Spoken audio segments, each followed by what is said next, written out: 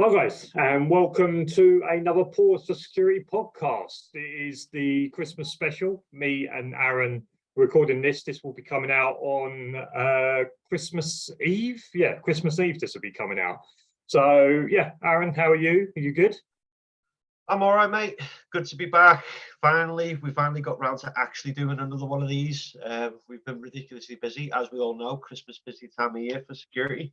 So yeah, feeling good, mate. Just finished the shift, so if I start falling asleep, guys, don't bear with me.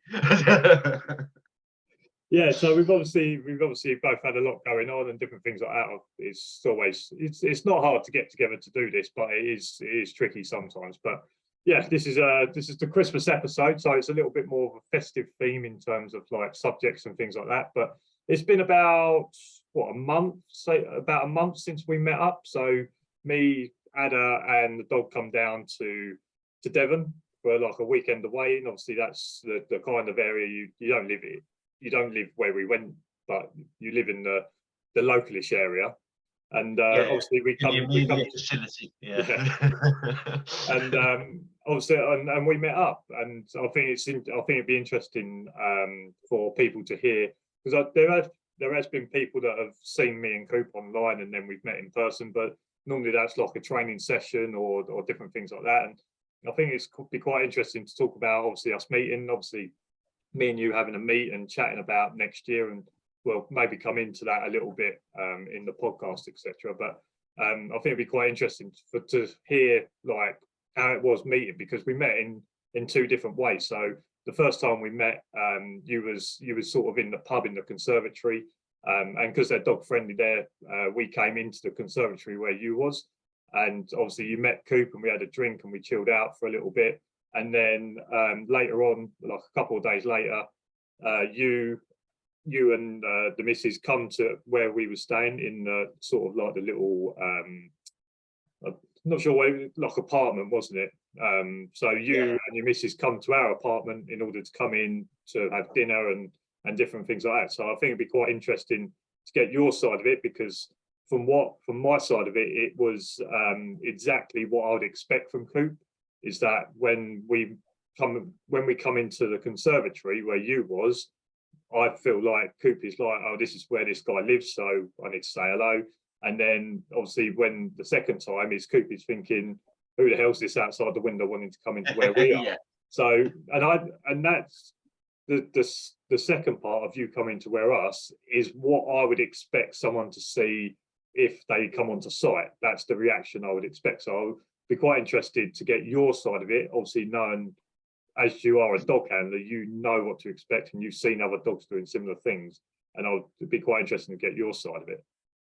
So when we first met up, and as you said, we were near the bar area, and first meeting Coop, like in his social environment, he's got a really good temperament. He's friendly and approachable, which is what you want outside of work. As I say, you've got to have that perfect 50% working dog, 50% pet.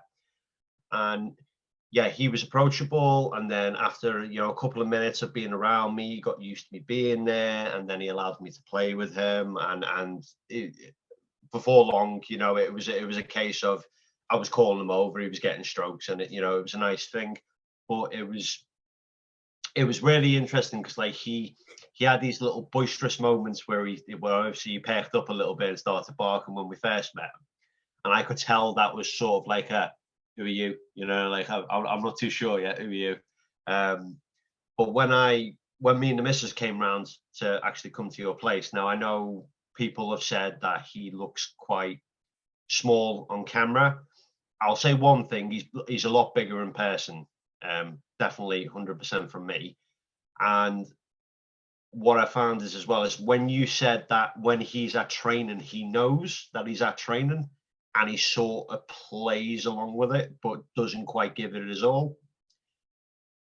I very much agree, because when I came to your house and at that point where I'm stepping into your domain where he lives with his mum and you there, I seen the other side to him, and I could see the intensity difference. Like the little bark he gave me in the bar was nothing, but the bark he was giving me when I came through that door that time was my eyes are trained on you. You are mine. I'm going to have you.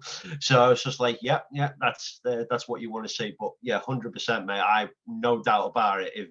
If you never had hold of him, he'd have nailed me. Because obviously, as someone that's experienced like you and the missus were outside, and the front of it was sort of glass, wasn't it? So Coop could see you through the window. I had his working collar on, so I just grabbed him by the handle. And then obviously I opened the door to talk to you, and he was kicking off. And obviously, as an experienced dog handler, and obviously your missus knows as well, you kind of waited outside until I said, right, if you come in, then that will start coming down. If you kept staying outside and I'm still talking to you through the doorway, Coops is like, well, we haven't invited these people in. And I'd say probably once you came in, probably what, 20, 30 seconds, he carried on. And then once he started calming down, I said to you, I'll put your hand out, let him come and sniff. And he sniffed both your hands. And I'd say within like 60 to 90 seconds, he was just sort of walking around, being reasonably friendly again. And then by what, 20 minutes, you was feeding him steak off a fork. Well, not me personally. Mrs. Security 101 was doing that. But no, yeah, he's a terrific dog. He really is. And yeah, as you said, we came in, and being an experienced dog handler, I knew the first thing I needed to do was wait for your cue to see if you want me to enter into the place. And then when you said, obviously, I can come through, and obviously he was still barking, the best thing I could do at that point is completely ignore him and pretend he wasn't there, same as my partner knows. Once he realized that we weren't paying attention to him, he calmed down, he come over, he sniffed our hands. He's just like, oh, well, these guys are actually okay now, so I'll leave them be. He was still a little bit wary at first, obviously, as all dogs would be. It'd be the same with my boy if you came here. But he calmed down, and after that it was, tickles, playtime, running around, getting fed steak by the missus. So it was really nice to meet him, mate. I think that's the thing that I've not tried to get over, but I think that's the thing that some people need to maybe look at as well, is that, like you said, like when I've always said in training situations, look, he knows the person that is on the other end of this. He knows the situation, what's going on. So yes, it gives it some, but it's not the same as when he doesn't know who you are and he doesn't know what the situation is. And I think that's the interesting part to me, is what your side of it is, of seeing him when he doesn't know the situation, he doesn't know who the hell you are, and seeing the intensity. Because like I say, that's the side that I see in a working environment, but it's not the same side as you're going to see in the training videos. Yeah, no, I say 100% get what you mean. It's like you've seen some pictures and some footage of my dog, and he doesn't look particularly great on camera. However, if you see him in a real life situation, it's like it's a completely different dog. So I know exactly where you're coming from, and I could see that from the other side of things as well. So I think it's just one of them things with being a handler, is that when your dog's giving 50%, and when your dog's giving 100%. Yeah, well, yeah, like I say, I just thought that'd be interesting to have a chat about. And obviously we had some time to have a chat. We ended up in the hot tub with the girls. It was quite a surreal first date. Millionaire style, yeah. It was quite a surreal first double date, all just getting in the hot tub and that. But yeah, I just thought that'd be interesting. And we had a good chat about some things that we're going to do next year. Obviously, I've already kind of hinted that at the 2nd of January there's going to be some sort of announcement. You're going to be part of that, which I'm looking forward to, and I think it's going to be an interesting step. I think it's going to be something that people don't understand at first, and some people may push against. But I think it's going to be something that's going to benefit in the long run. And I think that the work that you and me have done over the last sort of couple of years, I'd say you for the last sort of 12 to 14 months in the lives and different things like that, I think it has benefited the industry as such, even in terms of making people more prepared when they first get the idea of starting, or making sure that I know that there's lots of people that have bought stag vests because of your story, and obviously the interview that I've done with you first off. And I think it's just made people a lot more prepared. And also, I think that, like, with the Discord that you get involved in and things like that, is I think that it's brought a bit of a community. And I don't want to say it's a unique community, because you've got like Facebook groups with thousands of dog handlers, and you've got probably Twitter. I'm not really on Twitter, but I'm sure there's Twitter where there's like groups of dog handlers. But I think it's been a unique kind of community that we've brought together from people all around the country. There's a couple in the Discord from from abroad somewhere, aren't they? But I can't remember exactly where they are at the moment.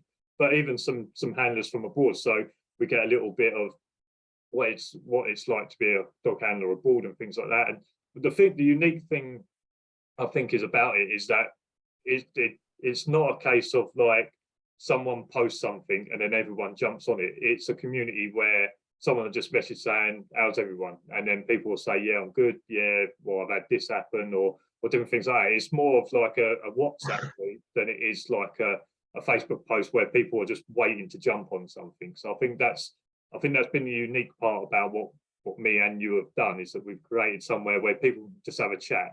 People are not sitting there waiting to be triggered on a post or a video or different things like that. So obviously I'll put that over to you as much as probably myself of creating that, and obviously just managing that and making sure that we've got the right people in there.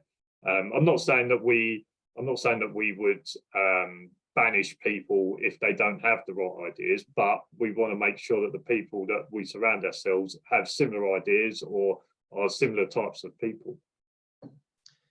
Yeah, no, and everything you've just said then fully agree with. Obviously, guys, look out for what's coming up, and there's things that are going to change next year that are hopefully going to make the channel better for everyone, and means me and Michael might be able to do a lot more, even a lot more collaboration where we actually meet up and do some more videos. So watch out for that announcement. I'm sure you'll be pleasantly surprised. Moving on from that into like what we've done over the past year with the Discords. I mean, obviously a lot of it has been you've put the legwork in. I've tried to help where I can. I feel very glad that people have seen my story, seen the interview I did with you, and it's taught them that what they're going into, even though it is a good job and you will have lots of good times, there's also a lot of risks, and there's a lot of danger out there. And obviously the world we live in today, you need to be prepared, because no one else is going to do it for you. And it's nice that I know that potentially I might have helped someone save their own life one day, just by them few little words and the things we've done in the Discord and stuff. And to be fair, most of the lads in the Discord, if any of you are watching, lads, you keep me going through them cold nights with the little spot checks in the night. Anyone out there? How's everyone doing? Night shift going well? Yeah. So yeah, no, thanks boys. Honestly, really appreciate all you boys in the Discords. And yeah, the community's grown. It has grown exponentially. It's got to the point where it used to be me and you helping people and teaching, like showing people what to do to lads that we've shown what to do now, going into the chats and go, "Oh bloody hell, he's helped him. Oh, he's helped him." It's like they're doing what we were doing. It's just kind of like we've took a back step. The pupil have surpassed the teachers. Moment. But no, it's fantastic, and I'm really happy for it, and I look forward to many more years of it.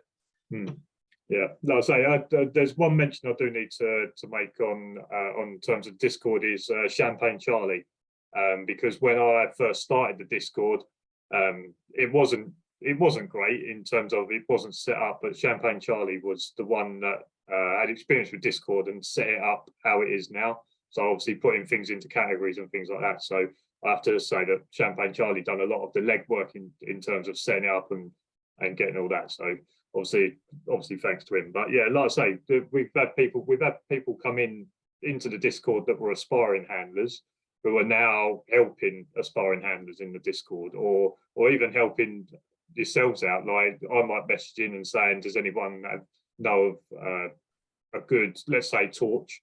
And the people that we've helped are now saying, well, yeah, I use this torch, or different things like that. So I think it is good to see how people come from being an aspiring handler to a handler to now helping the next aspiring handlers. And I think that's what my channel has been about for probably about 18 months. So I'd say the first 6 months was me doing videos and things like that. And then for the last sort of 18 months thinking, hold on, actually I can help people here. And that's what it's been about. And it's always been about, if I help someone, then they can help someone else, and then they can help someone else. And before you know it, from my bit of information, you've now helped like maybe 5 or 6 people, but probably 4 of which you've never ever spoke to. So I think it's I think that's what we're trying to do, and different things like that. So and even when I went to go and pick up Ollie last a few days ago, whenever it was, a few days ago, even when I went there, I knew the guy. I've been helping the guy through Facebook Messenger in order to set up, because he'd watched my videos and that. And now it's come to pass that I've got Ollie off of him. But even when I turned up, his dad was there. I believe it was his dad. He didn't actually say it was his dad, but I think it was. You're hoping so that he sees this video.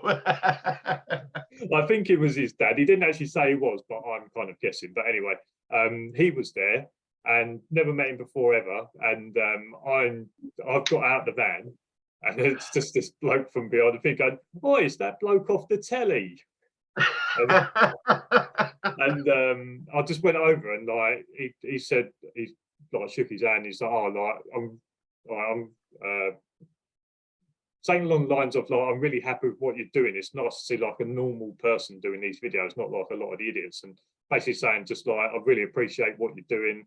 I appreciate like the message you're getting out, and like just being a normal person and not trying to be what everyone expects a dog handler to be, or like what everyone expects a security person to be. So putting your own sort of spin on it, and still being your own person and carrying on doing it your own way, rather than turning up to training and going, well, these guys are nice, but he's what I expect a dog handler to be. So I'll kind of generate towards him because he looks like that's what I expect him to be. Just being able to stick to being your own person, etc. Yeah, no, that's pretty cool. Yeah, turning up. Oh, that go? I like that. That's pretty cool. That was funny. Speaking of Ollie, yeah. Speaking of Ollie, so guys, if you didn't know, right? So Ollie, I had a little bit of an inkling about Ollie behind the scenes. However, I did not get told that he actually pulled the trigger on it. What I found out is I got a message with a video attached saying, "Not just for Christmas," and I looked at it thinking, "Oh, what's this? It's going to be something funny or something like that." I clicked it on. My missus is looking at it, and it's a puppy. It's puppy Ollie, and now my missus wants another dog. So thank you very much, Michael. We'll sort that out later. Yeah, I mean, in terms of Ollie, I mean, when it comes to the live, someone asked me whether I was going to go down the drug or explosives line and things like that, and I hadn't committed to it, and I never had the dog, so I wasn't telling anyone. I wasn't telling anyone about it, etc., because like, I don't want to say, "Oh, I'm getting this dog," and then something happens and I don't get it. So it wasn't until I got Ollie and that, and obviously we was doing this podcast. Well, we was meant to be doing this podcast yesterday on the day of release of the video. So I thought I'd send it to you early, so in case you have any questions or different things like that, then obviously we can chat about in here. Obviously yesterday didn't happen because I had not puppy issues, so I had to stay up with the puppy, make sure he toileted, and then when I finally went to bed at about 3 o'clock, Coop decided that he wanted to be sick. So then I had to get up, clean all that up, and then at 7 o'clock, Cooper was whining again. So I had to get up again, take him for a walk. I then got back to find there was more sick. So I was like, so I had to clear all that up. And then it was like 7:30, 8, and I was like, right, I need to be up about 9, half 9, that'll be fine. And then I woke up at 20 to 12, and I was like, oh no. And obviously, and we woke up, and I reckon there was 3 to 4 piles of dog puke everywhere on all the carpets. So me and Ada spent probably the next hour cleaning the whole flat up where Coop had been causing chaos. So we was obviously meant to do this yesterday, but due to dog illness, me being up, not getting a lot of sleep, I slept through my alarm. Go on. And I was just going to say, ladies and gentlemen, the life of a dog handler. Exactly. It was as if Coop was like, I want some attention, so I'm just gonna throw up everywhere, so I get some attention. Right, looking for some sympathy. I was like, oh Jesus. But yeah, obviously we was meant to do that, so that's why I'll send you the video early before everyone else got to see it, in case you had any questions or had anything you wanted to ask about it. But that's obviously, it's now Sunday, and you would have watched it yesterday, and it wouldn't have mattered. But at the time, I was meant to be waking up on Saturday, but obviously it didn't happen. It's one of them things, mate.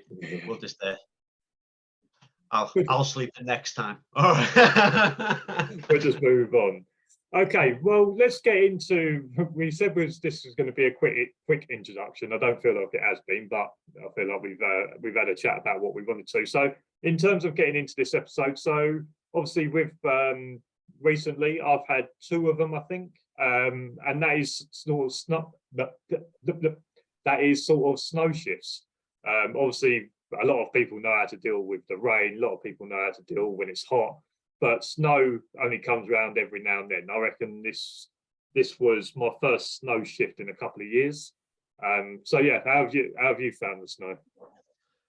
So to be fair, it didn't shock me that much, because obviously when I was growing up, it used to snow a lot. When I grew up, so God, I sound old when I say that. So when I was growing up, like snow was quite a common thing. So it didn't really faze me that much, because it hasn't been that heavy down here. Not as heavy as I thought it was going to be anyway. I think it's just a case of, again, with the things we went over about the layer system. Make sure you layer up. Make sure you got the correct footwear on. You know, if your feet get cold, make sure you've got thermal inner soles in and all that sort of stuff. You know, just common sense. And what I do find is, though, I find it really funny. I know we're technically civilians, but I call them civilians because they don't do security. So civilians, as soon as there's snow or a bit of ice, everyone goes to turmoil. I can't get to work. I can't drive. My car's moving left to right and I'm not turning it. It's just like, oh my God, just drive slow. It's not that hard. But so that always makes me laugh. That makes my day on the way to work, and you just see people like, and you're just like, oh God, just slow down, you'll be fine. Yeah. Well, to be fair, I couldn't get in. The first night. So when it first started really bucketing down, I couldn't get in. And if other people weren't on the road, possibly I probably could have.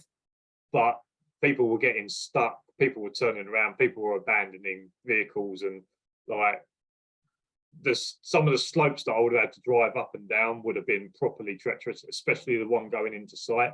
So in order to not write my van off, or in order for me and the dog not to get stuck in a ditch somewhere, losing the night's money was probably worth it. But I'd say that due to other people, like there's a really steep hill, like one of the really steep hills that I have to go up, and in the rain, in the when it's nice, absolutely fine. But as I was going up this hill, I was like, oh, the van's getting up this hill, all right? Like we're chugging along, we're doing all right. And then all of a sudden, I just on like quite a tight bend, I just see a load of brake lights. I was like, don't be stopping, because I'm thinking, if I stop, oh God, I'm thinking myself, if I stop, trying to get going again on this hill is going to be hard work. And luckily there was a bit of tree cover with some tarmac, so I just stopped on the clear tarmac, and I was like, I ain't moving from here.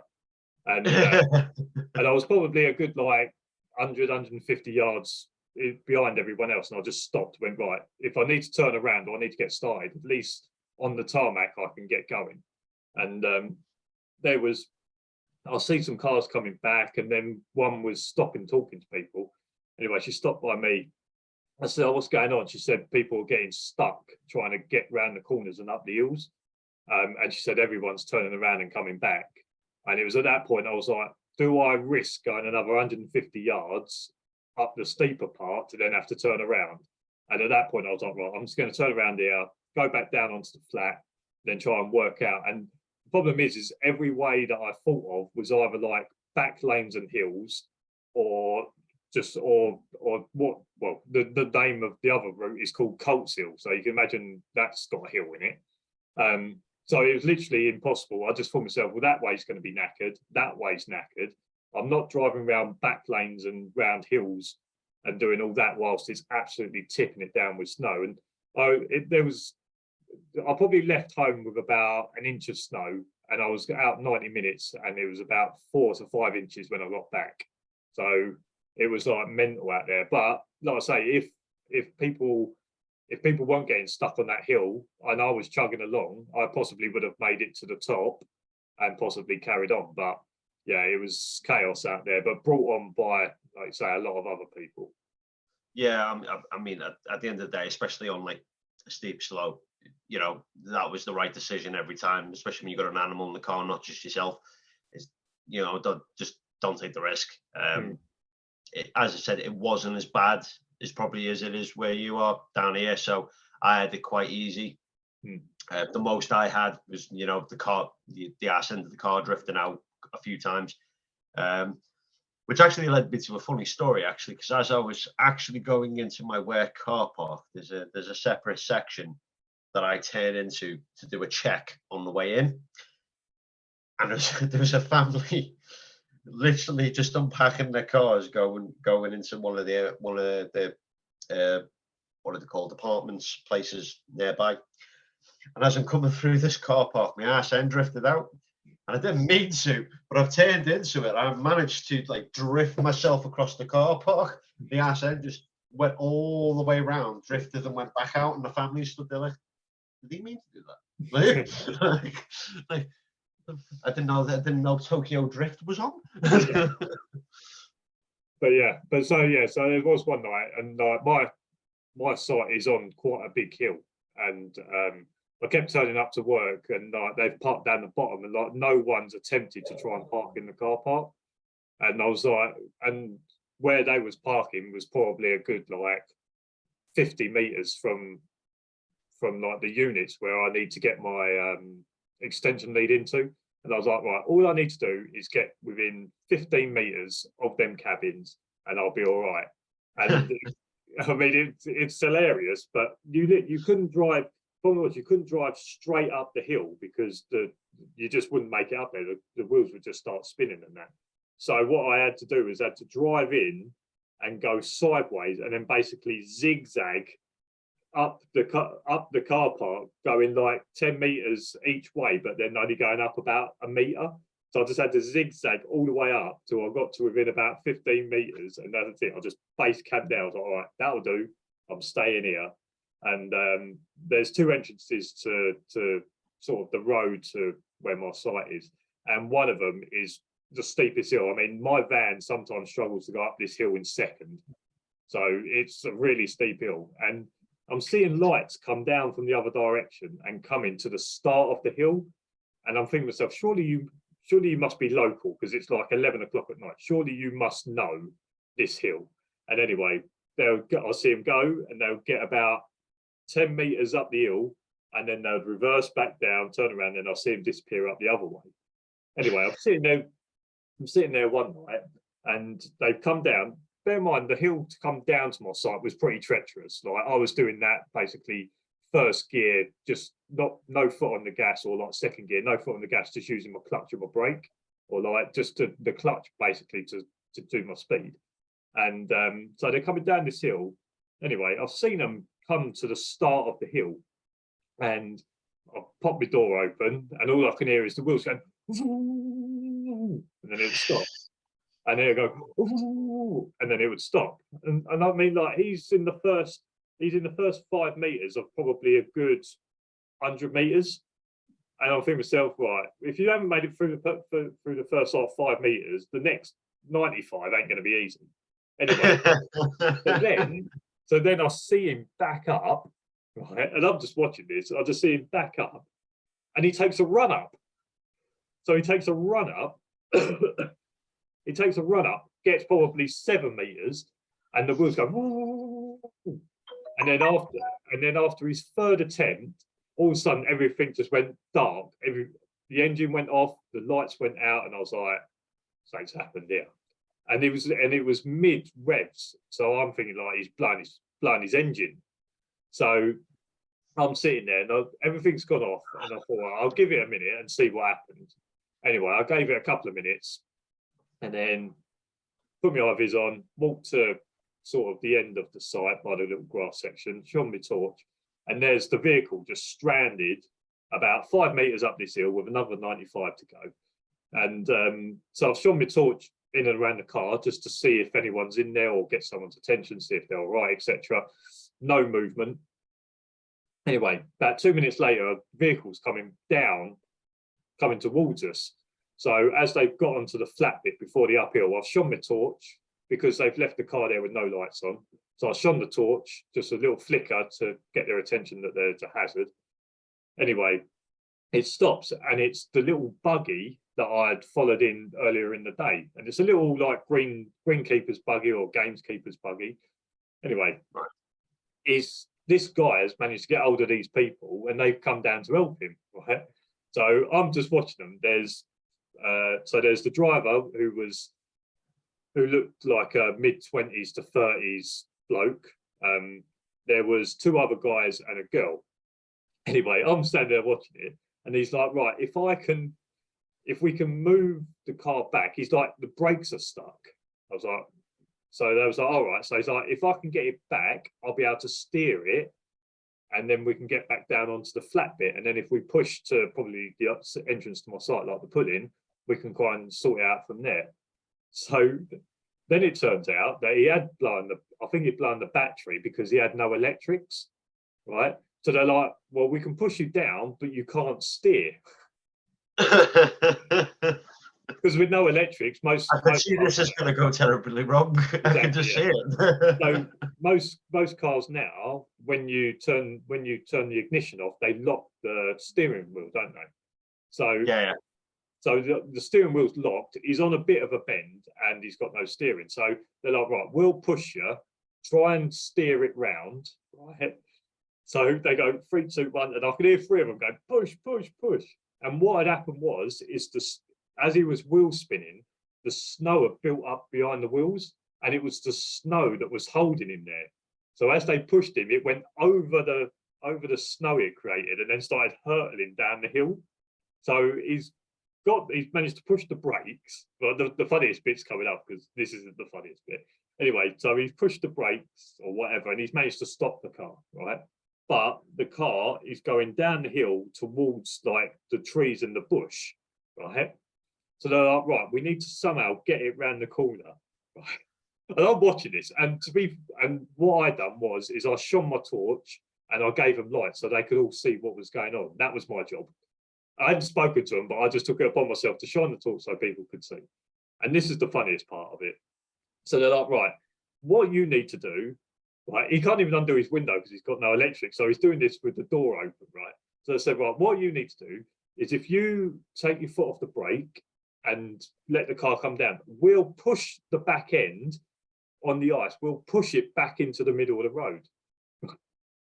So of course he's taken his foot off the brake, or he's taken the handbrake off. The car has started coming down, and 3 of them are trying to push the car sideways into the middle of the road as it's coming down and round the corner. Well, I reckon it took about 2 meters for them to think, we're not strong enough to push this car across the road. Right? So they went, stop, stop, stop. So now the guy's about 4 meters down the hill, heading towards the bushes, right? And then in the end, there was like, well, I'll tell you what we'll do. We'll strap you to the buggy and we'll pull you all the way up to the top. And then once you're at the top, then we can work out what to do. And the guy was like, you sure that buggy's going to get me up there? They was like, the buggy will get you up there. And to be fair to this little buggy, right, it was a Subaru. I'm not sure what Subaru it was, but I heard the guy, he was quite a posh guy. he was saying, "Oh, I thought it's a Subaru 4x4, so I thought it would get up this hill, but obviously it's not." Right? To be fair to this little buggy, right? It was a little like two-man buggy with a little trailer on the back. It pulled this Subaru all the way up the hill onto the top road. I couldn't believe it. I was standing there thinking, should I record this for when this Subaru pulls this little buggy all the way back down this hill? And to be fair to it, this little buggy, like bit of wheel spinning and that, pulled this Subaru up this hill for 100 meters up onto the flat, and then about 5 minutes later, come back and went home. I couldn't believe it when I was watching it. But do you know what? Like, well, fair play to the guy driving it, okay, for the guy driving the buggy, because good job on his part. But I tell you what, when you hear stories like that, it just makes you lose hope in humanity sometimes, doesn't it? Like, let's push a car across an icy road on a hill. Sounds like a clever idea. Yeah, but the back end as well. So you think, well, if something goes wrong here, they're at the back end. Guess who's getting crushed? Yeah. But it was watching three of them. I mean, I wasn't going to help because there's no way I'm going to try and push a Subaru across the road. But there was literally three of them, not by the petrol cap, basically trying to push a Subaru about 5 meters across the road whilst it's backing down a hill. And I was thinking to myself, this is like some world's strongest man thing that's gone wrong. But yeah, but other than that, like I say, other than that, snow shift, it's all been pretty good. Like getting obviously the electrics and the heater, having a nice hot meal's been nice. Taking some mittens to work, and now obviously I have gloves and that. And I explained in like my Arctic video about we prepare for cold, but we have cold as in like 1, 2, maybe even freezing, maybe just going into minus. But when you start going into -7, like forget everything we said. Like I had golf mittens, I had like a thermal snood, like I had tracksuit bottoms, I had skins tracksuit bottoms, then trousers, I had an extra jacket on. So like everything we said about layering and wrapping up and that, yes, take it to an extent, but throw that out the window and put like the warmest gear, if you pair of tracksuit bottoms, anything you've got when it gets to like -7, because like obviously what we spoke about is obviously like freezing to maybe -1, -2, but -7 is a completely different animal in itself. Yeah, once you're hitting like minus, I'd say probably anything past like -5, -6 onwards, uniform goes out of the window. It's just the case Survival. of you survival. Yeah, you need to keep your ass warm. I mean, so not last night, the night before, when I was on shift, it hit -8 where I was working, and I was still wearing the standard gear that I wear, obviously, that we said in the videos. However, what I did find myself doing is that even though I could retain heat, I was losing the heat too fast because the weather was just so cold. So what I found myself doing throughout the entire shift is going out on patrol, and actually instead of actually walking on a patrol, I spent most of it jogging just to stay warm. Hell of a workout, I'll tell you that much. I think I lost a few pounds out my pocket when I fell on my ass. So in terms of this time of year, like Christmas and that, and goodwill to all, and everyone enjoy their Christmas and that, it's obviously a reasonably busy time for us for security, etc. Because obviously, whilst people are off, we're obviously working. So when people take a week off between Christmas and New Year, obviously it becomes busy for us because that means we're on 24s and splitting 12-hour shifts. Obviously, my site goes from 15 hours down to 20. Well, goes up to 24s, but down to 12 for me, if that makes sense. So obviously, like my Christmas plan, I've done very well throughout the year, and like I think during sort of September, October time, I said to the missus that we can go away for the weekend away in Devon, etc. But I'd want to save some holiday because it's obviously a lot of busy time coming up, and it'd be nice to have some time off. And through that, I think I had like 5 days to take off in December. And as someone that works 15-hour shifts 4 days a week, obviously taking 1 day, I can get quite a long break. So, for example, my last working day was Tuesday night into Wednesday morning. I've taken Thursday off this week and Sunday, and all of a sudden I've got 5 nights off. So it's been quite good for me. So I've got a pretty good schedule. So from Wednesday, I'm working 4 nights in 20, which is unheard of probably for a dog handler through the Christmas period. But where I'd say to take Thursdays and Sundays off, and I think I'm working like a couple of Monday, Tuesdays up until after New Year. So through saving holiday and not wasting it on ridiculous things earlier on in the year, I've managed to save myself to give myself a good break, working the bank holidays for double pay, which I don't think is a piss take. I think that's sensible, and I expect that my company would say, well, yeah, obviously you're going to work them shifts. So I've managed to give myself a couple of Monday, Tuesdays using the bank holiday, and other than that, I've got some nice time off. But I understand that's not the same for everyone. So I don't know if you want to say exactly what your working pattern is, but obviously we can just talk about what sort of working patterns are out there. Right. Well, so with me at the moment, so 2 things going on at the moment with regards to like busiest time of year, Christmas. My boy's going to be making a comeback to site soon, so it's official that he's going to be coming back, and he's going to be coming back for a period over Christmas. But what I want to do is I want to see if I want to keep him there, if I want to keep him back in work. So I've got that going on. So I have got a few dog shifts coming up. Obviously everything goes 24 hours. It's the same everywhere. It doesn't matter where you go. Everyone else goes home for Christmas. Security, you've got to watch out for them Christmas crims. That's our job over Christmas crimming. Watching out for the Grinch. And so with me and being in like part of the management team as well, what I find is that I have days off and I can't really plan for them, because it'll be my luck for someone will phone in sick, someone will not do something, someone will have a vehicle breakdown, there'll be a family emergency. And as part of the management team, obviously it's expected of you to sort of, go, right, I'll fix it, and go and get the shift done. So I have time off, but it's varied. On the plus side, though, at the end of the day, the jobs I'm doing, it's not really that bad. And obviously, because there's no one there now, it's the jobs are a lot easier. If there's someone there, they're not meant to be there, full stop. So it's just easy as that. If you see someone, go and deal with them, because they're obviously not meant to be there. Yeah. So that makes my life a lot easier in that sense. But it's probably the same for everyone, really. Everyone watching this probably in the same boat. But I mean, half of them are probably sat on site now watching this. Yeah.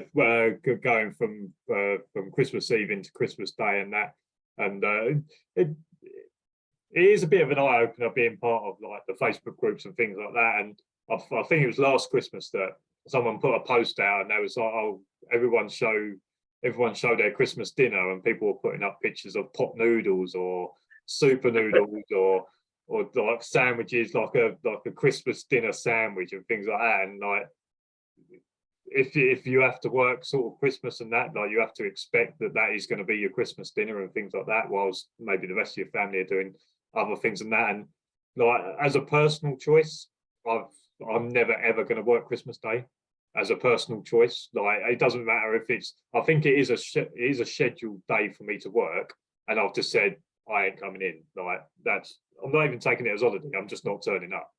And like, you can take it as holiday. You can take it whatever you want. I love you. I'm not even taking it off, just not turning up. Yeah, I haven't even put it down as an holiday day. I just said that I'm not turning up, so get it covered. But no, but I haven't said it in such a rude way. Is that I think people understand with me now is that the end of every month, I just send through dates to my boss and say, right, these are the dates I'm working next month. And then anyone that I don't mention, he gets covered, or it goes to someone else, etc. So when it comes to the sort of the Christmas one, I just didn't even put anything about the 25th. I just left it off completely. But it is basically, I'm not taking it as holiday, but I ain't turning up. So yeah, I love it. Absolutely love it. I don't know. It's a weird one with me in Christmas because, so like the Christmas, right? Here's something weird. You probably call me a weirdo now, but I don't eat at work. Yeah, I remember. I remember talking to you about that because I am an eater at work, so I have my little.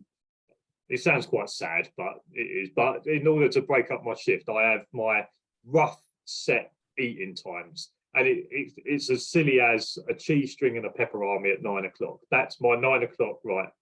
And I have my dinner time that is a rough dinner time and things like that. And when I spoke to you and you said, "Yeah, I don't eat through the night," I was thinking to myself, "What?" Like,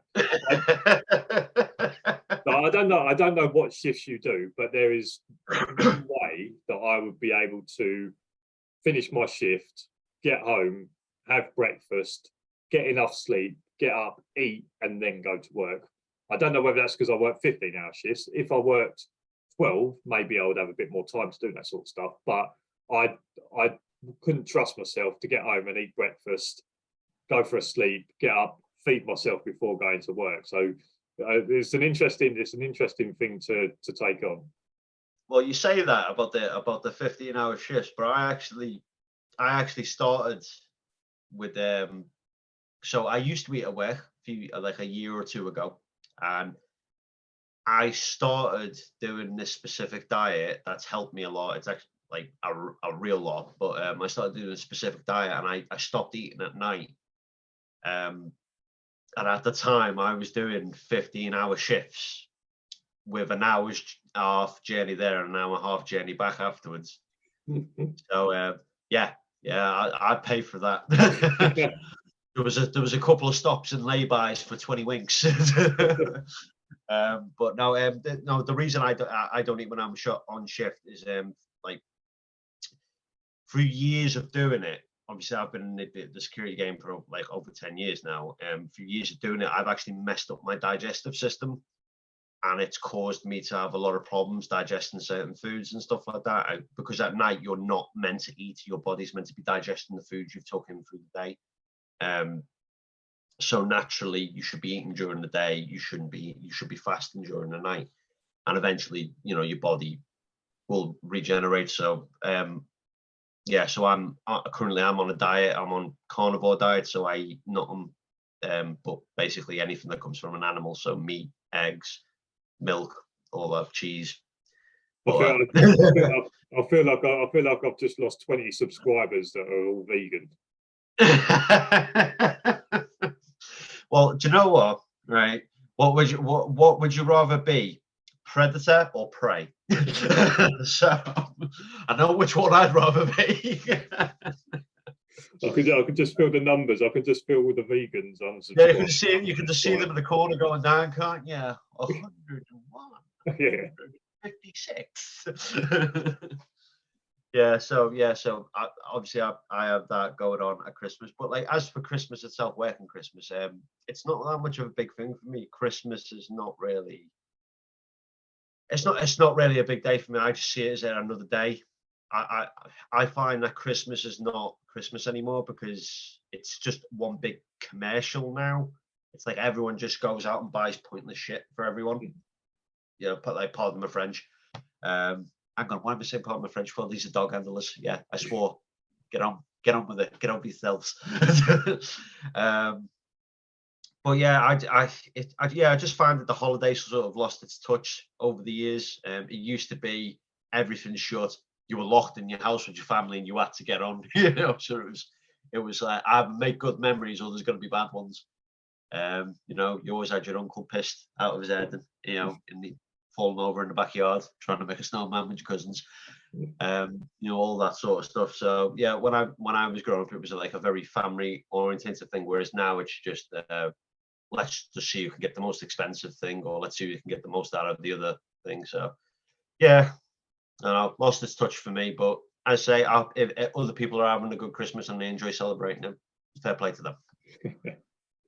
In terms of Christmas, I was going to do a little thing of like the best and worst Christmas presents to get for as a dog handler. Like these are terms of like don't want to disrespect anyone that gets you it, but like if you as a dog handler and someone's walking through a pet shop or someone's walking through something and they go, oh, Aaron's a dog handler, he'll like this. What are like the best and worst things that they could possibly get you? I could tell you the utmost worst present you could get as a dog handler, full stop, and I'm pretty sure you'll agree with me, and probably everyone else will, is if someone turned up to your door, like a family member or a friend, and bought you a dog. Because then you'd look at them and go, you're going to die. Because now I'm going to have to accept that, because it's looking me in the eye, and now I feel guilty. And it's a freaking poodle, so I can't even use it. But now it's going to be a pet, and it's going to cost me money. Thanks very much, ass. I think for me the worst thing you could get me as a dog handler is something with a really annoying squeak. Like people are like, oh, Michael's a dog handler. Like, I understand that people do get squeaky stuff, and to be honest, Cooper normally breaks the squeak within about 10 minutes. But like, there's you must have seen them videos of them chickens where they push them, they go like them thingy ones. Like there's some like really annoying ones, and because of the dogs that we have, or like the energy the dogs have, is that you spend probably the next 2 or 3 days just hearing to squeak, squeak, squeak, squeak, squeak, squeak, squeak. So I understand people getting squeaky toys, but like not really high-pitched, annoying ones. Like they need to be. I'll tell you, there was a good one. There was a good one we got, although Cooper broke it within about 20 minutes. I think it was a pig. It was basically a little pig, but the squeak on it was like an oink, but it was like quite a low level one, and it was like, oh, and that one was quite good. I know exactly which one you mean. He went through 2 of them, like in the space of a day. Yeah, but them ones are okay. Something with quite a low level squeak or something like that. Not the really high pitched ones. I broke the launcher at my mum and dad's the other day. So my dad turned around to me last night. He's like, "Oh, I've got a new launcher." So I was like, "Okay." So we went to my mum and dad's, and I got the launcher with the dog, and it had a ball in it. I thought, I've got a ball in it, I'll go and throw that. Walked out, launched it, dog's gone hurtling off. And from 50 yards away, the squeak on the ball pierced my ear. And I was like, oh my God. And he's come back with this ball, and it was like a high-pitched, ear-piercing squeak. And I got it, and I just threw it over the fence. I was like, that is not staying here. I could just imagine your face, just as the sound wave hit your ear. And that was the moment Michael realized he fucked up. But yeah, I think that's one of the worst things. Like someone can get a dog handler is something with really high pitched, annoying squeak. Like I say, them low level ones, like the oinky ones, are pretty good. Yeah, no, I do agree with that. There's yeah, so he just no squeaky toys in the house. It's just a rule. It's like it has been for the past few years. It's not happening. One thing I find though is that when you get rid of all the squeaky toys, right? I don't know if this has happened to you. You get rid of all the squeaky toys, and then you get put with someone else who's a dog handler. Yeah. Right. You go to work with someone else, and you turn up, you meet them, and like they're quite good. They're squared away, dog squared away. It's just like, yeah, cool.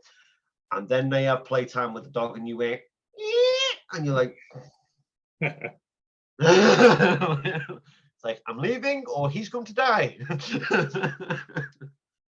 In terms of best, there's obviously different price ranges you could go to, or different things like that. And I would say something like something quite simple that would maybe be the best would be something like a multi-tool, something like that. I'm not sure what price a multi-tool is, but something like a multi-tool, or like if you go to like a mountaineering shop, like even something simple like I went to a mountain shop and they had knife and fork, which is what I use for my lunches now. So you don't have to take cutlery from your drawer of your house. I've got like a mountaineering sort of cutlery, like something simple like that. I've got like a little plastic mug that I can make drinks out of, so I don't have to have my own, especially during COVID times. I didn't have to have like my own mug and make sure it's washed out, or use a mug that's been used by 5 or 6 different people. Just having like a little travel mug, or even like the flasks things you can get. So you could take a hot chocolate to work, or you can make a hot chocolate on site and keep it with you. So simple things like that, I find them the best things, because I don't expect people to buy me a jacket, or I don't expect people to buy me new boots, etc. So simple things like multi-tool, like a camping knife and fork camping mug, a flask to keep hot drinks. I feel like they're kind of good presents to get people. Yeah, no, I agree, I firmly agree with you there.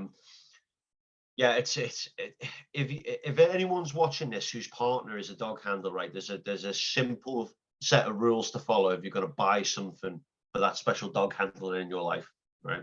But just bear in mind, this is coming out Christmas Eve, so you're not leaving a lot of people some time. Next year, think ahead. January sales. Right. Simple rule. 1, it must be practical. 2, it must be durable. And 3, it must come in black. All them 3 rules, you won't go far off. That's pretty much the standard for security all round. So yeah, top tips for anyone's partner there. But yeah, I think that's a good kind of shop. If you're just looking for something to get them, just go into like a camping shop, because I think I went into like this camping outdoors shop to buy some boots, and all of a sudden I span this wall, and I was like, oh, there's a cutlery there, so I don't need to take the forks from home. And I was like, oh, there's a little cutlery, knife and fork, and then there was a little travel mug, and I was like, oh, actually they're good ideas. And I bought them for myself and that, and I'd say like definitely the knife and fork has been really good, because I can take that to work, eat my meal, wash it there under the tap, leave it in my lunchbox, and the missus is not complaining that one of the forks has gone missing, or one of the forks is disgusting, or whatever it is. And I've got my own little camping knife and fork. And like I say, I just think like little simple things like that you find in camping shops, because basically that's what we're doing. Basically, we are going to somewhere and camping for 12 hours, 15 hours. Like, we're not going on a jolly. Like, we're basically camping. So little camping stores where you can find little fun things like that, I think they're pretty cool. Yeah, I mean, like when you said before about a thermos, I think if like, you know, like a really basic thing you can get someone that would mean a lot to them, a thermos cup is brilliant, because you would not believe how much it means to us.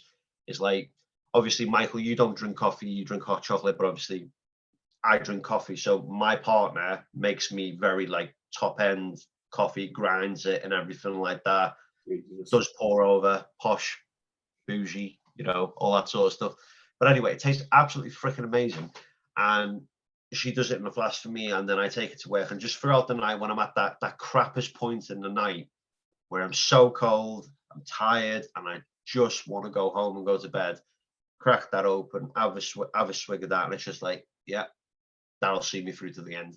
So that makes the world of difference in someone's life. So just a little thing like that could go a long way. Yeah. Right, moving forwards, going on to, we're going to talk a little bit about 2022 now. Obviously 2022, just a quick overview. I think there's been some good videos. It's obviously been the start of this podcast. Obviously I've done the first episode on my own, realized that I couldn't just sit there on my own every month and talk to myself, so I needed to get someone in, and obviously you was a good candidate in order to get in and get involved in that. But it'd be interesting to get your side of sort of the channel, etc., and the podcast in terms of what 2022 has been like. So 2022. One sec, Michael. Sorry, dry mouth. Me too.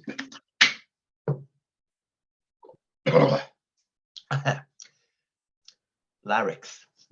Right. So yeah, 2022. What a year! That's all I'd say. We've had a lot going on, obviously, over the year. like even when obviously like my channel started and then stopped, and then your channels grew exponentially, and then the Discords grew, and a lot of things have happened, a lot of new things have gone, come your way. And then when you came to me and said about becoming a co-host on the podcast, I was a little bit shocked at first, to be fairly honest, when you actually said me. It was just like, I generally thought when I was sitting there, it's like, he's taking the piss. He's going to shoot me down in a minute. He's taking the piss. Right, yeah. Like, this is a cruel prank. But no, it's been a lot of fun. To be honest, I've really enjoyed it. It's doing something different, something positive, giving feedback to this community that we've built and getting the feedback back from them. I'm looking forward to doing a lot more of it in the new year to come, and hopefully with a bigger impact, and we get a bigger following, and your channel can only get bigger from there. And maybe it'll make a difference in the industry itself. Going forwards, maybe standards will start to change, and maybe things procedures and training might change for certain things, and you never know. Moving forward, we might affect a lot of change, and it's been a pleasure to be a part of it, to be fairly honest. So I appreciate that from you. So I thank you for that. I've always said that it's that the people that can make the most change are the dog handlers themselves, even if that is making yourself better, whether that's calling someone out if you see something that's not correct. Like it's kind of like what's a good way of putting it? It's like discipline starts at home. If you don't discipline your kids, therefore when they go out into the outside world, they have an effect on it. So you have to make sure that what you can control in terms of the way you act and the way in which you let people around you act, that has an effect that knocks on to the rest. So I think it is a case of like, if we want the standards to be better and different things like that, is that as dog handlers, we not rudely like talk to someone and educate them or whatever it is. Don't go off on one and try and berate them. It's just have a chat with them and say, look, I've noticed you've been doing this. I feel that you should do it this way, or whatever it is. And like I say, I feel like the only way in which standards can get better and things like that is if we as dog handlers do it first, and then drag everyone along with us. So then people that are a bit behind where you are now, whilst you've moved on to the next thing. So there will be handlers that are a step in front of everyone else. But what you hope is that the people that are behind you are stepping with you and being what you was 2 months ago, 3 months ago. Yeah. No, there's so what we used to say in the military is that if you want someone to do something to a certain standard, a certain way, it was always a case of, well, if you're asking that person to do that in a certain way, a certain standard, then lead by example. They should look at you and think, I want to be like him. And you should set the example for others. It's what you're doing. It's what I'm trying to do as well. And I try and do in my company. I try and set the example. And by the looks of it, it's working. So, yeah, hopefully, anyway. Yeah. Either that or they're all just playing us. Okay, well, that was pretty much what we wanted to talk about. I asked for some questions, and then I've got a couple of questions for us to answer. So in terms of listener questions, so the first question we've got is, why did you both end up with the breeds you've decided to work over one of the others? So obviously, as NASDU, you can have German Shepherd or Shepherds, Rottweilers, Dobermans, Malinois, and then like herders. You can get like herders as well, can't you? Or like herder mixes.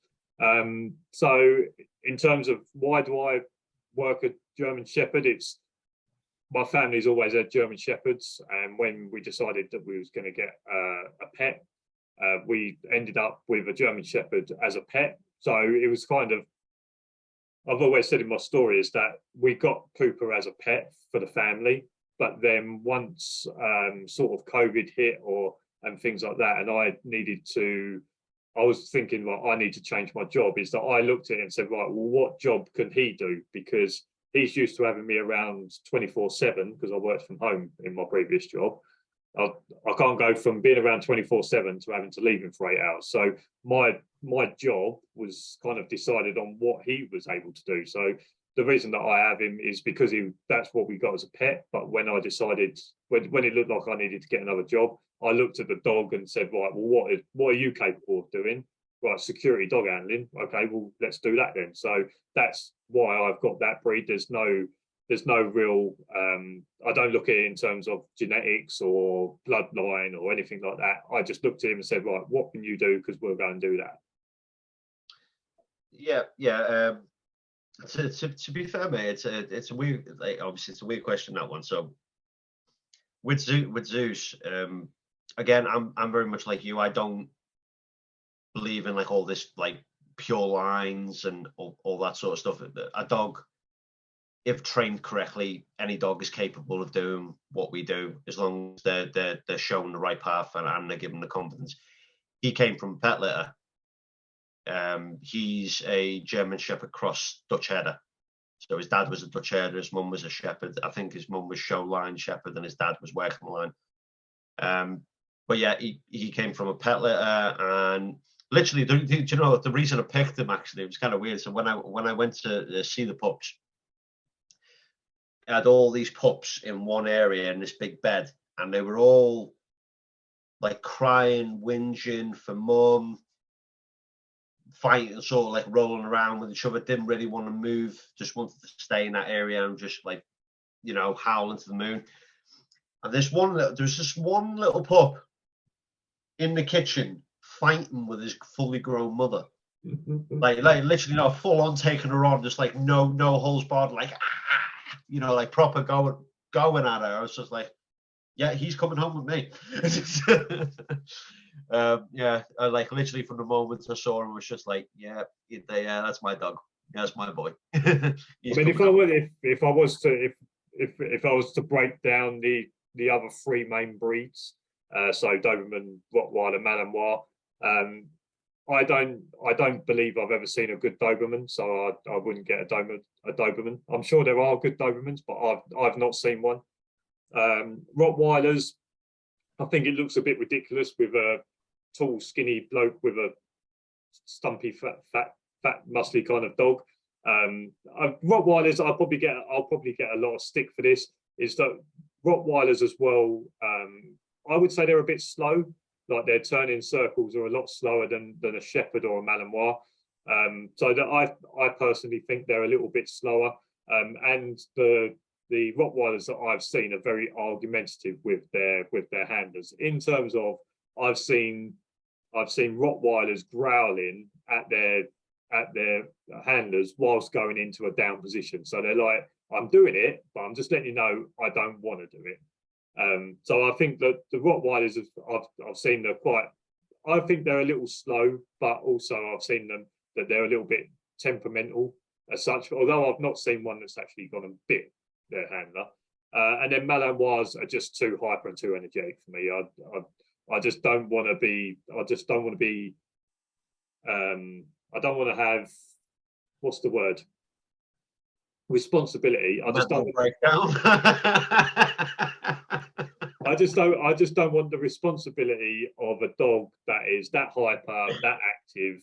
I know German Shepherds are pretty active, but they're a sedated Malinois, basically. They will chill out and do things like that. Malinois are pretty full on, and it's not a breed that I probably want to get involved with. If I was in the army, perfect, I would have one of them, because in the army you're always on the go doing things like that. But in terms of going to work as a security dog handler, then going home and trying to chill out, no, not for me. But yeah, I've never seen a good Doberman. Rottweilers, I've seen a bit argumentative, and I feel are a little bit slow. Malinois are too quick and are too quick, and you have a very quick turning circle and a bit too hyper. Very similar along to the lines of you. So Doberman, I've met one that was good, but she was imported from the States. I find that all the Dobermans over here, they've been crossbred through lines so much that they've destroyed the dog. Which is actually kind of funny if you consider about it, because if you look at the history of Dobermans were bred by a tax collector specifically to attack people. So they're bred specifically to deal with a person. Well, you see, I think they'd be probably the main dog for security, but well, I think that's. I'm not saying that this is what's going to happen, but I've heard of dog trainers and things like that are like sports dog trainers. They're concerned about the Malinois. Is that the Malinois is going to go down the same journey as the Doberman, where like the Doberman, as you say, was bred and was to deal with people and that, and then they become very popular. But the problem is that pet owners were getting these Dobermans and not being able to control them. So what the breeders ended up looking at is saying, right, well, if people want these Dobermans, we can get them and sell them at a good price. But what we need to do is we need to breed them to take out that intensity, and then they water down the line to the point where now you get a Doberman that's quite soft. They're smaller, they're quite soft, and people can have them as pets, and there's not as many problems with them dogs attacking people. That's what they're worried about with the Malinois, is that the more pet owners that get Malinois and have accidents or the dog bites someone, is that Malinois, breeders are looking at it and say, right, well, we can sell Malinois for £2,000, whatever it is, but if we just take out that intensity, if we take out that energy, there's not going to be as many problems. Therefore, we can sell more, and then you water down that line, and before you know it, you've got a Malinois that's the same as what the Dobermans are now. Yeah. So that's exactly what's happened with the Dobermans in this country. So the one I did see, it was I got a lad from Manchester. Yeah, funny enough, Scouts at Manchester. Yeah, that went down well. So he lived over in the States, him and his partner, and he'd come back over here for work, and then he goes back over there. And when he said he's got a big female, I didn't quite realize what he meant by a big female, because he got a puppy out, and I was like, that's a pretty big pup, like that's pretty big. And then Mummy came out. Now, when Mummy stepped out the back of them, now when I say stepped out, not jumped, stepped, right? The back of the van went. This dog came around the corner. I swear to God, for never in my life have I thought I was going to be eaten till that moment. He literally told me to go inside and lock the door. The dog was bigger than him. Right? It was humongous. I was like, I will do that. And I was straight inside, and I did not come back out. She was huge. So I've seen one good Doberman, but apart from that, I've never seen another one. Rottweilers, bit dopey, bit slow. However, in a confrontation, if you want to end it immediately, a bite from a Rottweiler will do that. Flat, hands down. If you want to end a confrontation there and then, no matter who's coming at you, one bite from a Rottweiler, game over. Snapped arm, broken bones, you ain't winning. So I'll give them that. They've got the hardest bite force of any of the dogs. And obviously, it was only a few years ago that they were known as the devil dog, and everyone was terrified of them. So they've got a reputation at the end of the day. So yeah, dopey as hell, but effective for other means. Shepherd, jack of all trades, master of fuck all. That's what they are. The jack of all trades. They're reasonably good at everything, but they're the master of fuck all. And then you've got Malinois, fucking Velociraptor on a lead. And that's what they are. They're a high-driven, highly motivated dog, and that's why they're used in the military, and that's why they're used in the police forces. Not too sure why they used them in the police force over here, to be honest, because that's all, let's say, it's not exactly action-packed over here. But I don't know. Maybe the copper just wanted the pet velociraptor. Maybe. And then like obviously you've got like herders. I don't know. It's weird with herders because I look at a herder and literally it just looks like a bigger version of a Malinois with a brindle coat, and they pretty much act exactly the same. I think the herders are just a little bit more boisterous. Yeah, that's probably where he gets that from. Yeah. But yeah, as for the dog breeds, yeah, I don't know. I mean, they've all got the place. I just really hope, as you said, they don't do what they to Malinois, what they've done to Dobermans. And the other worry is that because so many people are getting Malinois now because it's like a fashion statement these days, is that that many people have been bitten by Malinois in this country now. I wouldn't say it's long until the dog breed gets banned, which means obviously if any guys in security have got Malinois, it's a world of hell for them. They'll probably have to go through a severe licensing process to keep the dog, all because of a bunch of idiots that just want to look good on Instagram. So it's a shame, but yeah, unfortunately, it's the world we live in, guys. Right, question 2. Frequency of training. What happens if you aren't? So, in terms of training, so how often should you be turning up to training, and what happens if you don't turn up to training for a period of time? So, in terms of frequency, you obviously with NASDO you have your annual. So every year you have to go for a session, and your trainer says, "Dog's good, handler's good, done all the obedience, the patrol, the scenarios, etc. They're good to go." So you get your annual. You get what I believe is called like quarterly check. So every quarter, your trainer will do like a quarterly check, make sure everything's all good. But then my company require me to go at least once a month for insurance purposes. So therefore, if I'm working on site and an incident happens, the insurance says you have to keep up with training, and if you don't keep up with training, then we're not going to cover a live bite situation, etc. So frequency of training is for me is once a month, but then every quarter I'll get assessed, and then obviously every annual I'll get an assessment as well. I do know people that only turn up and do quarterly ones, and then I do know people that only turn up once a year and say, well, I want my annual done, and it's up to the trainer whether they say yes or no. Whether they say, well, this is this dog that one day. I can't tell you what it's been like for the X amount of time. I think the good thing about me going once a month is that when it comes up to the annual, let's say I'm doing some obedience and Coop starts pissing around a little bit, you could say, all right, the dog has maybe failed its annual or like its assessment then, but he's like, well, for the past 11 months, the dog's been absolutely fine. This one session, when it's come down to you doing your assessment, he's acted up a little bit. He started fucking around, but I know the dog is good. So that can help in that sort of stuff.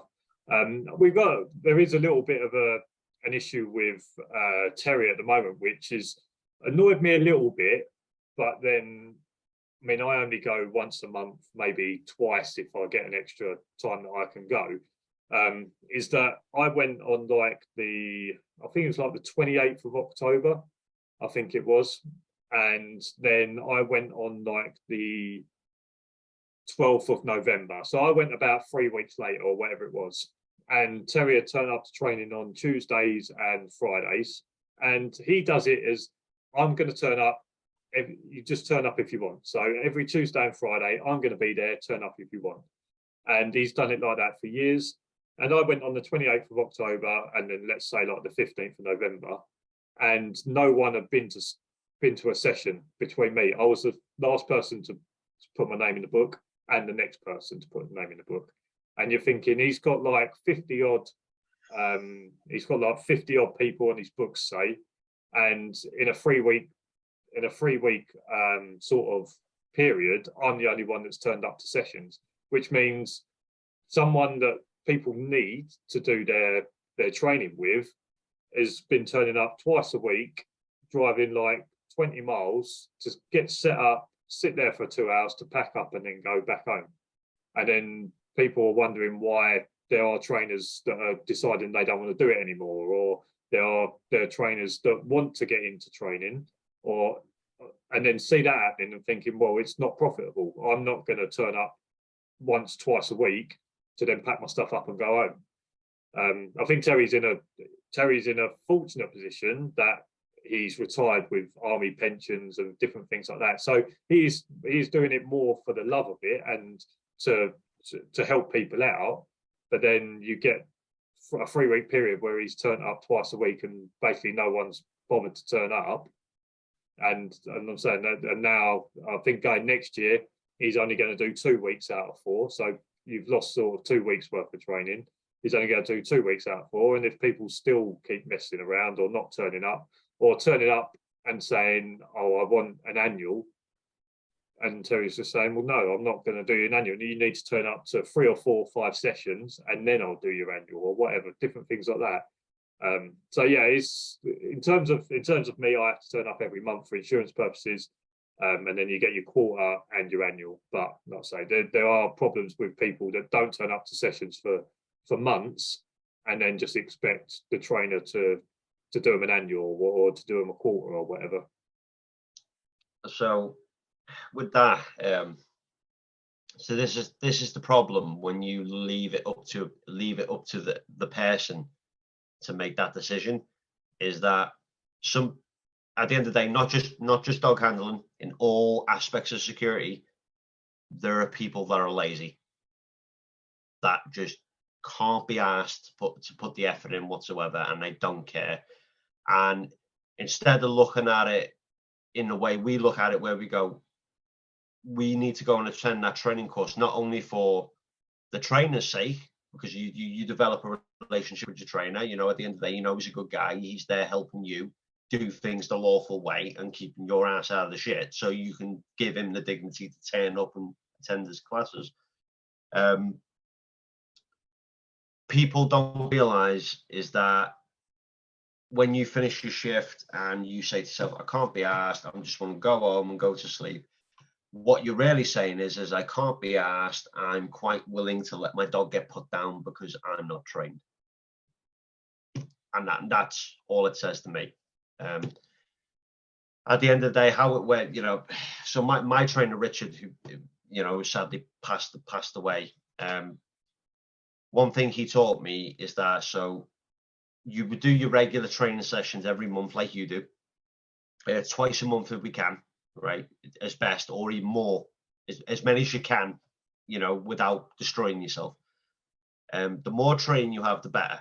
And individual training records as well. So we used to have these forms that he printed out for us that we'd keep, and we made tons of copies of, and it had each individual discipline, so like obedience, and then it was split down to like sit, down, bark on command, stuff like that.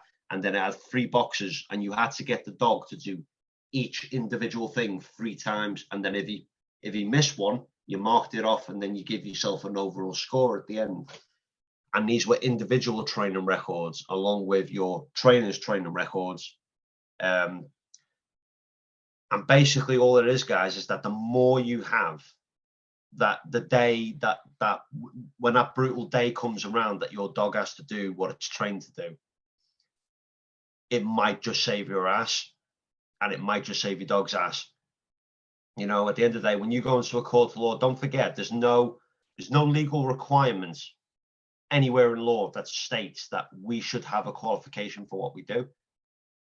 And none of our qualifications are actually recognized fully in a court.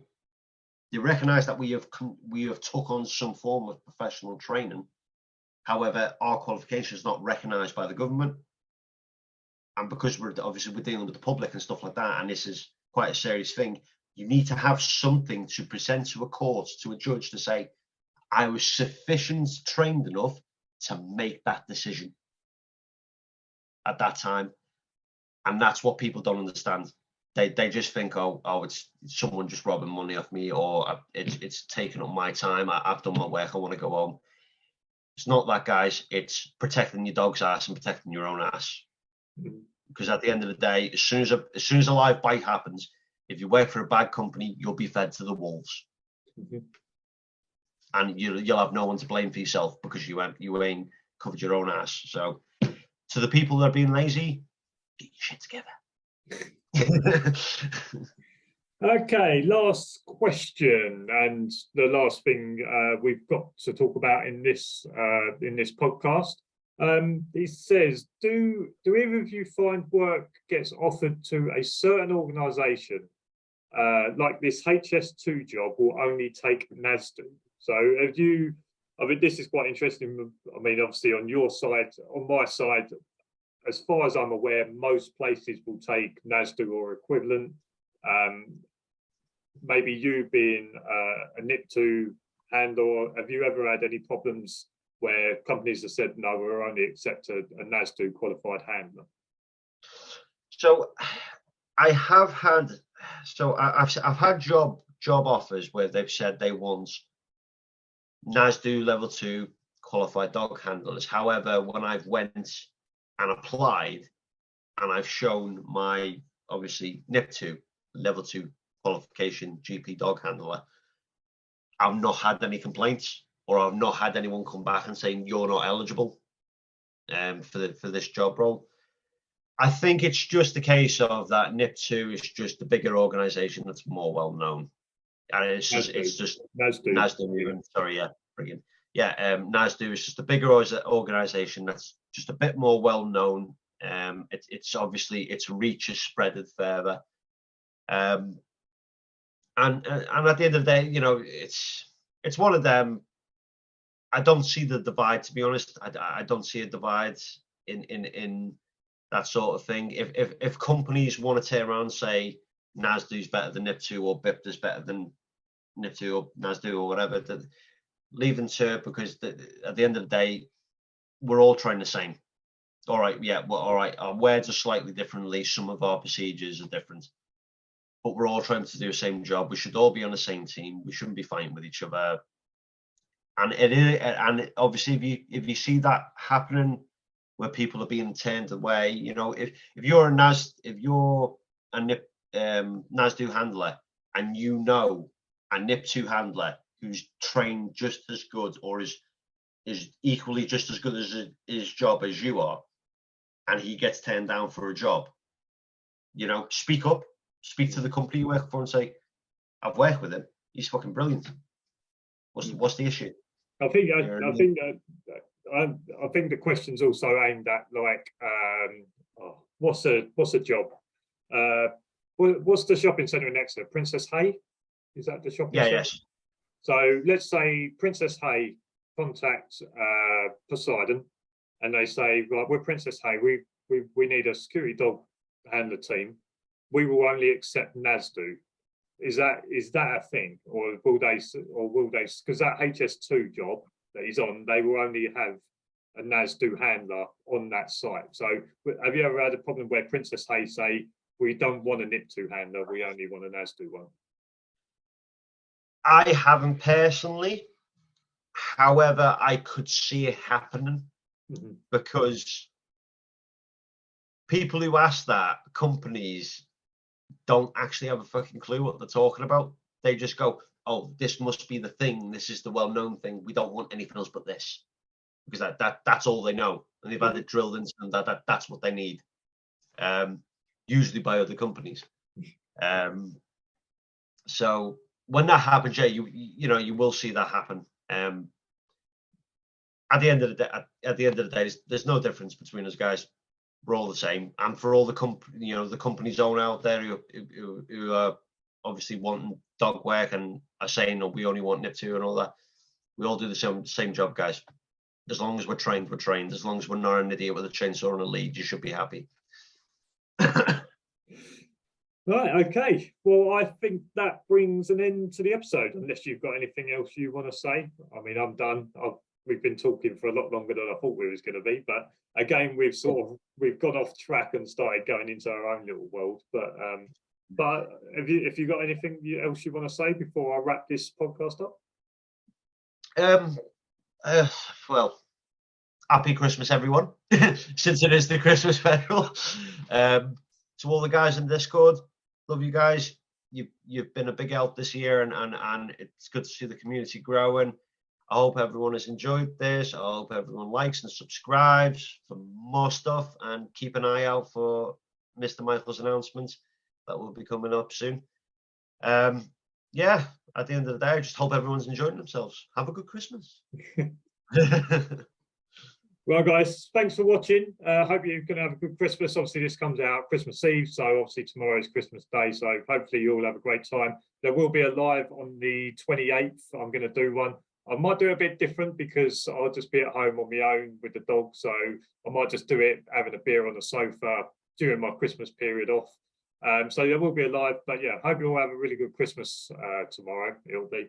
And a good new year. Like I say, there'll be videos out coming, announcements, all sorts. You won't be able to miss it. But yeah, thanks for watching. Hope you enjoyed it. Subscribe down below for loads more videos. If you like this video, make sure you give it a thumbs up. Got any comments, then comments down below. And yeah, we'll see you again very soon. Cheers for watching, guys. Have a good Christmas. Bye.